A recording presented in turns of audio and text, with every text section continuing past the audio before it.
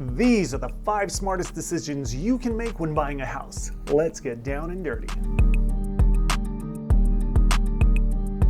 Compare to what is, not what was. All of our search preferences in life are based on historical experiences. It's totally natural to compare your options with your first husband or your last car or your current house. While that experience is very important for perspective, you have to search based on what your reality is now. If you live on 40 acres in the middle of nowhere and you're relocating to Las Vegas, you're gonna want to adjust your expectations and compare your current options to each other, not to a whole different situation. It's only money. In your decision-making process, give more weight to the things that money cannot change. You are absolutely going to be more attracted to the clean house with the new appliances and the fresh paint, but all of that is easy and relatively inexpensive to change. Don't be fooled by lipstick on a pig. If it's beautiful, but it doesn't have enough rooms or it backs up to a freeway, you're going to hate it every day, and you cannot change that with any reasonable amount of money. Buy with the sale in mind. Even if those freeway noises soothe you, it might hurt your ability to sell or rent it in the future. 3-story homes are another example.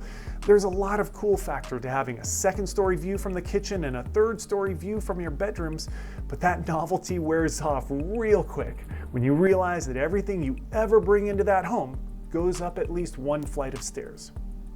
Your house has to fit your needs now, but someday in the future, mass appeal will help you sell faster and for more money. Be honest, even if it's not nice. Sometimes we walk into a beautiful house, and what you couldn't see is that the cats have peed on every wall and it smells like dead fish. You've been catfished!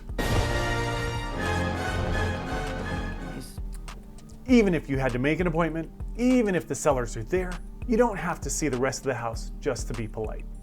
Also, letting your realtor know what you liked or didn't like is the only way they can help you zero in on a good decision. Don't be afraid of hurting their feelings. Most of us would rather you were honest than kind. Hey, by the way, I'd love to hear the story of your worst house that you've ever seen. Pop a comment down below. Don't be afraid to like and subscribe. It's always a stretch. No matter when you buy, there's always the fear of, can I really afford this? I should have done this 5 years ago.